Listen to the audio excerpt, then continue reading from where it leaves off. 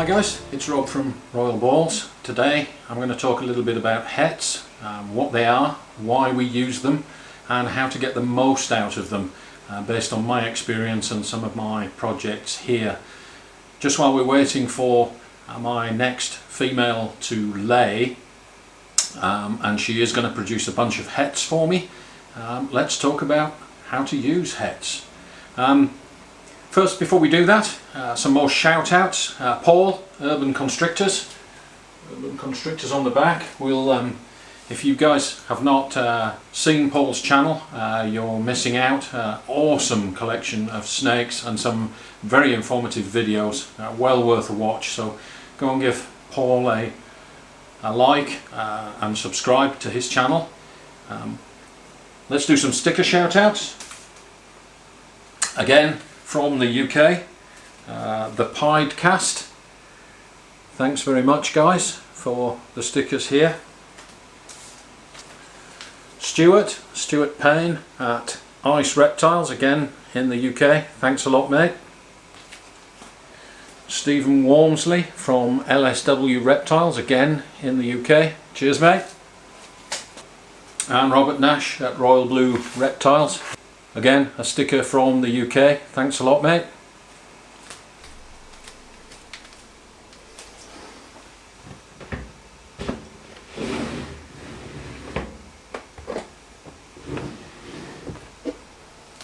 And this girl down here in the maternity tub is within days of laying eggs. You can see the prominent spinal ridge and how swollen she is down at the back end. She will lay eggs tomorrow, or certainly within the next couple of days. This is my Silky Way or Leopard Ivory, which is a super yellow belly, and she's been paired to a pastel pied male to give me a bunch of yellow belly het for pieds. So while we're waiting for her clutch, let's talk about hets. So to anyone just getting into recessive breeding projects in ball pythons, this is a female pied ball python, and we know that in order to get visual pieds from any offspring that she produces, we need to pair her to a pied male. Otherwise we're not going to get visual pieds. That's the characteristic of a recessive gene. So this girl has been paired to this male, and as you can see, he is also a visual recessive pied. He is a pastel pied male. So the offspring from this pairing will all be pied ball pythons. 50% of them will carry the pastel gene from the father, and 50% of them will not. And when I get this clutch of eggs, that is the only outcome that I can possibly get. The only gene that's at play here apart from pied is pastel. So the offspring are going to be either pastel pieds or just pieds. There is no other possible outcome. So what happens if I want to produce something different? If I want to produce, for instance, a Orange Dream yellow belly pied, how do I get Orange Dream and Yellow Belly genes into my pied project and start to produce visual Orange Dream Yellow Belly pieds? And that's where working with hets comes in. The only way to introduce new genes into your pied project is to either buy another pied that has those genes in it, and what's the point in doing that? If you've bought one, you don't need to make them. Or you produce your own hets, breed them back to your pied project and produce your Orange Dream Yellow Belly pieds that way.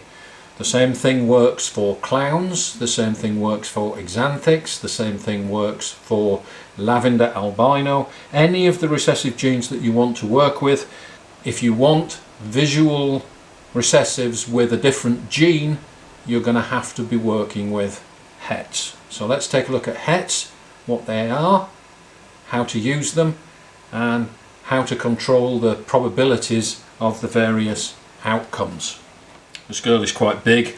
She's getting fairly close to ovulation, and we are hoping for a clutch of pieds, visual pieds from her this year. But as I said, this combination will be pieds or pastel pieds, and that's the only two combinations that I can get from that pairing. So let's take a look at our genetic calculator and just remind ourselves of what a het is. In this case, this would be a visual recessive, either a clown or a pied or any of the other recessive genes, and it's the homozygous form. It's carrying two copies of the recessive gene, one on each side of its DNA. Here is, in this case, this is the male. Here is the female snake, and the female snake is not carrying that recessive gene.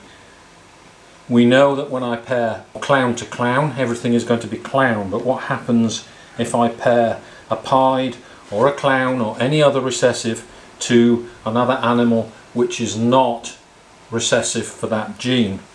So I take the four halves of the DNA and I compare this half of the male to this half of the female, or to this half of the female, and I get one copy of the recessive gene.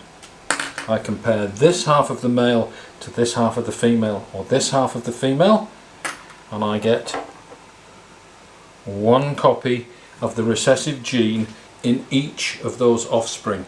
So every single one of the offspring from this pairing will be what we call het for that recessive gene. It is carrying one copy of the gene.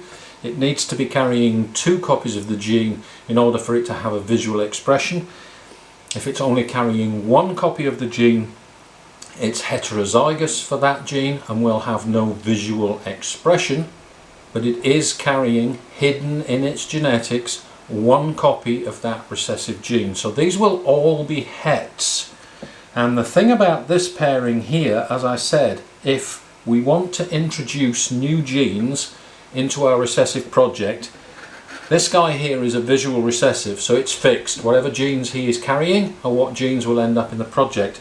But you can introduce him or her to another snake, in this case a female snake, that is carrying the other genes that we need into the project. So if this female is also carrying orange dream and yellow belly, we will get from some of the offspring orange dream and yellow belly combinations. The codominant genes have a 50% chance of being passed on, but they will be het for pied, or het for clown, or het for whatever recessive project we happen to be working. So the reason that hets are important is that we're going to use the genes from this animal, which is a non-visual, to get all our hets that are carrying combinations of those genes to breed back into our recessive project. It's the only way to get new genes into your project, and that is what the heterozygous form, or hets, that's what we mean by hets, and that's why it's necessary to use them. Once you become involved in a recessive project, it's almost inevitable that you will at some stage be working with hets. You can make your own hets, you can buy hets, and you need to be very careful about which of the hets you select. So let's talk about that, how we use hets in our projects to get the best from the project. Let's just talk a little bit about probabilities when we're working with hets. If you have a het, in this case it's the female, carrying one copy of the recessive gene, and you breed it back to a visual carrying two copies of the gene, what's the outcome going to be? Well, you breed this half of the male to this half of the female,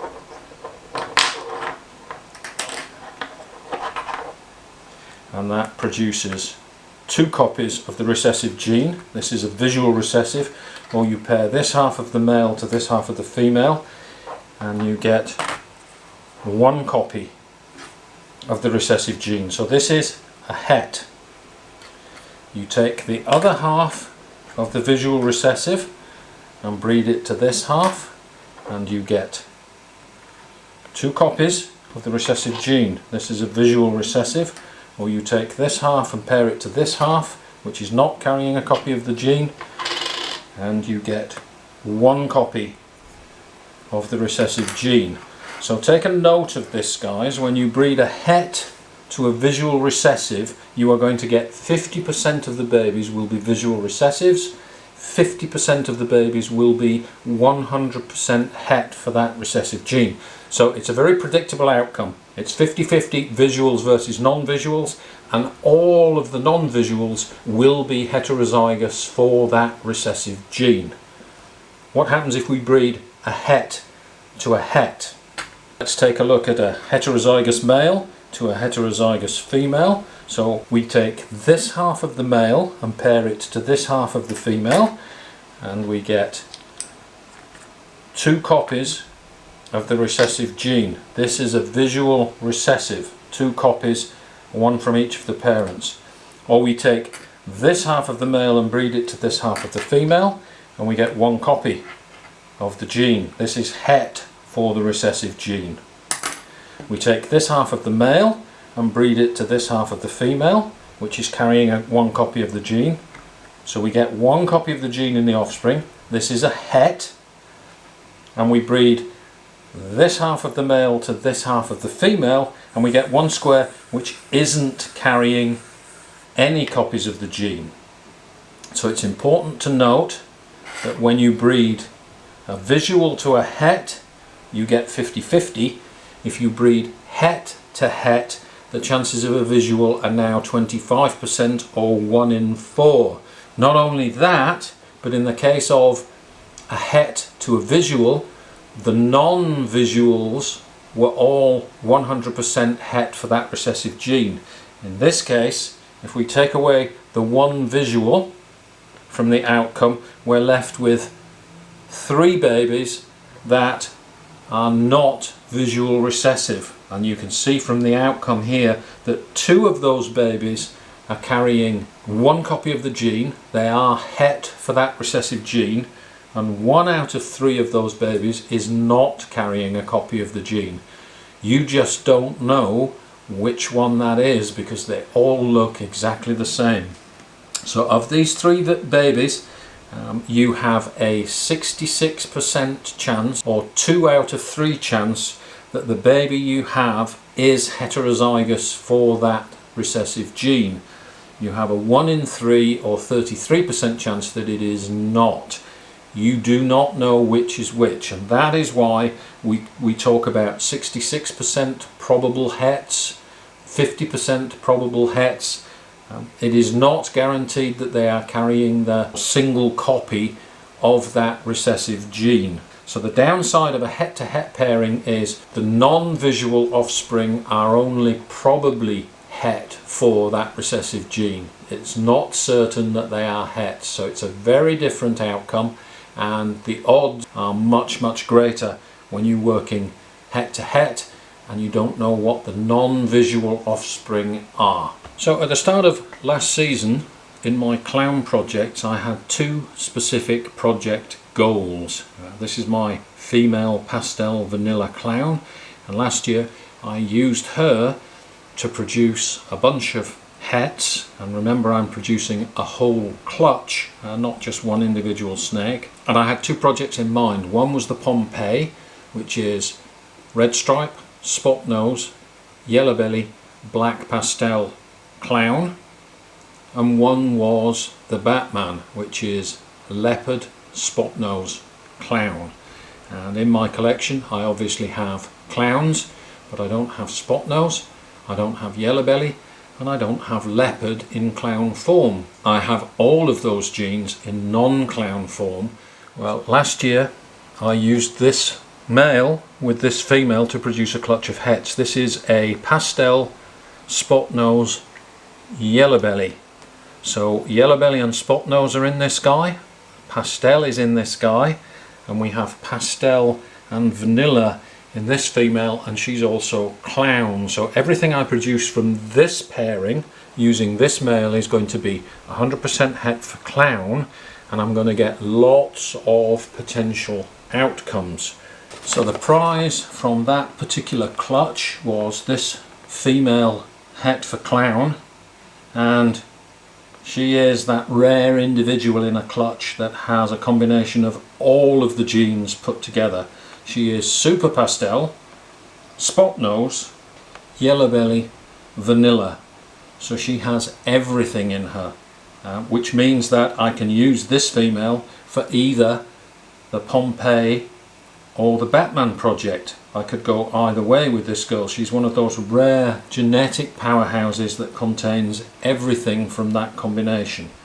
But of course, not all of that clutch did contain everything. I also produced this gorgeous looking female animal, which is a yellow belly vanilla, and yellow belly and vanilla are two genes that I want in my clown projects. So she is 100% het for clown and adds yellow belly and vanilla to the mix. Here is another female from that clutch. This is a super pastel spot nose female that adds spot nose and super pastel. This girl here is a prime candidate for the Batman project. She contains the spot nose gene. I just need to add leopard, but unfortunately, because of the combination of genes that I used from the parents, this particular animal is super pastel, which means that all her offspring will be carrying the pastel gene, which means that if I pair this girl to a leopard clown, everything is going to be pastel, which means that all my Batmans produced from this girl are going to be pastel. Batman is predominantly a horizontal pattern mutation, and pastel puts back in some of these regular vertical alien heads into the Batman and tends to produce Batmans which are, in my opinion, not particularly good. It kind of conflicts with the leopard and the spot nose, so pastel is something that I wanted to keep out, but unfortunately this girl is super pastel, and so all her offspring are going to be pastel. This guy here is the male that I produced from that clutch, and he's a carbon copy of Dad. He has one copy of pastel, he's spot nose, and he's yellow belly, but in this case he's het for clown. So this is the perfect male to use to put to a visual clown, and this male's job is going to be to go to a red stripe clown. So the outcome there will be a 50% probability of the offspring being clown, because he is het and the female will be a visual. The rest will be 100% het for clown, and with the red stripe female I will get yellow belly, spot nose and red stripe into the mix. If the odds gods work with me, I'll be just the black pastel short of the Pompeii. So this is the male that I would select to go to the red stripe female. So whilst I selected parents for my het clutch that would give me every possible combination and the best shot at two different projects, when it comes to actually using your hets, try to select a het that has just the genes that you need, because if you do that, it increases the odds of getting the combination that you need. So if you're making your own hets, get as many genes into the het clutch as you can, and then select from that clutch which of the hets contains the correct combination of genes, so you increase your own flexibility by getting as many genes into your hets as possible if you're making them yourself. But be very careful about selecting the correct het to go to the project. This is another male from that clutch. This is a pastel vanilla yellow belly het for clown male. So this male also has yellow belly in him. You can see that from the intense blushing up the sides, and he is quite yellow compared to a normal pastel vanilla. So this is pastel vanilla yellow belly het for clown, and this is a male, and I will be able to use this guy because of the yellow belly and vanilla in him in some of my future projects. So again, another useful combination that came from the original pairing, which was trying to get as many genes into the project as possible, but being very selective about which of the hets you use for your particular pairings in the future in order to get the correct combination or morph that you want. This is a female from that same clutch, very pretty female. This is also vanilla, and she is super pastel, so all her offspring will be pastel. I'm guaranteed of getting pastel in the offspring, and she is vanilla. So again, a nice female to have in my collection to produce clowns that contain both vanilla and pastel if I select the right male for her. So again, another keeper with a select few genes from the many genes that I had available from the hets that I produced from that original clutch. So let's just take a quick look at this guy. This is my leopard het for clown. This completes the other half of the equation for the Batman. This is the leopard het for clown male that I traded for the pastel spot nose yellow belly het for clown female. And so this is the other half of my Batman project, and simply because of the fact that I don't have leopard or spot nose in my collection, I'm going to have to settle for a pairing which is het to het. So I'll have a chance of producing the leopard spot nose, and unfortunately it's also going to have pastel in it. So this is the other half of my Batman project, and this girl here, who is deep in shed, is a red stripe clown female. So this is the other part of my Pompeii project. So Pompeii being red stripe, spot nose, yellow belly and black pastel, you can see that I do have the necessary combination of genes to put to her. With that male, I have the pastel spot nose yellow belly het for clown male, which I can put to this female, and the only thing I'm short of for the Pompeii is then black pastel. How am I going to get black pastel into my project? Well, again, I'm going to have to produce black pastel het for clown babies in order to put back to some of the offspring from this particular pairing. So we're well on the way. Lots of different combinations to play out, and the red stripe yellow belly spot nose clown, even without black pastel, is an awesome combination. So we're going to make some really pretty snakes along the way, but I will be needing the offspring from that particular clutch with this female, and obviously this female being red stripe, any of the red stripe combinations I produce are going to be in high demand, but this is one step away from being able to produce the Pompeii. So that's it, guys. That's my take on using hets in your recessive projects, what they are, why we need to use them, and how best to employ them. It's all about controlling the probabilities as much as it is about controlling the genetics. So we've looked at using hets with visuals, where 50% of the offspring will be visual recessives and the other 50% will be 100% hets. We've looked at doing het-to-het pairings, where only 1 in 4 of the offspring will be visual recessives, and the other 3 are going to be 66% possible het. You're stacking the odds against you using het-to-het, but it does give the opportunity to use 2 heterozygous forms with different genetics in them in order to speed up the project if you hit the odds and get your desired combination. We've looked at using hets that you produce yourself, and if you're going to go ahead and produce hets, get as many genes into that clutch as you possibly can. You saw how I effectively used one single pairing to produce het for clowns for 2 potential projects, and I did get some of the combinations that I need. But when it comes to selecting your hets to use for a specific pairing, or you're buying a het from Morph Market, pick just the genes that you need for the specific morph that you are trying to create. If you buy hets with any additional genes in them, you increase the probability that those genes that you do not want in your project will show up in the offspring. So you're decreasing the probability of producing the morph that you want. Does it make a difference whether you use male or female hets? Not really. The genetics is exactly the same. The sex does not matter. The genetics work exactly the same way. But here's another little tip or food for thought. If you have a bunch of female hets, get a male that has all the genes you need for your various projects. You only need the one genetic powerhouse visual male, and you can pair him to any number of heterozygous recessive females, and that way you maximize your collection and you need to keep less snakes.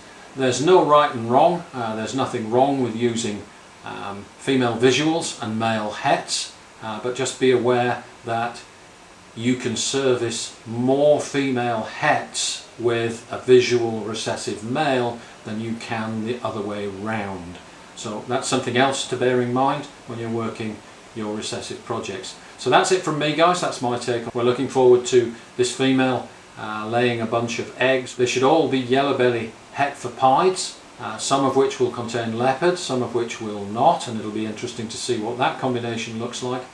And there is the possibility, because in her genetic past she does have relations that are pied, that she is possibly het for pied, and we could potentially get some visual pieds from that clutch, which would be absolutely awesome, but we're not banking on it. The plan is to use her to produce the yellow belly het for pieds. Another t-shirt shout out from my brother over in the States, Shane Kelly from Small Town Exotics. Another t-shirt from him, and the Small Town Exotics logo is a little bit slacking. It's there on the back there somewhere, but another shout out to Shane. Thanks a lot, mate. So that's it, guys. Thanks for watching. Don't forget to share, like and subscribe. Please comment below, let me know if you found this video useful. Ask any questions that you want to ask about hets and using hets, and I'll try my best to answer. But for now, we'll see you next time.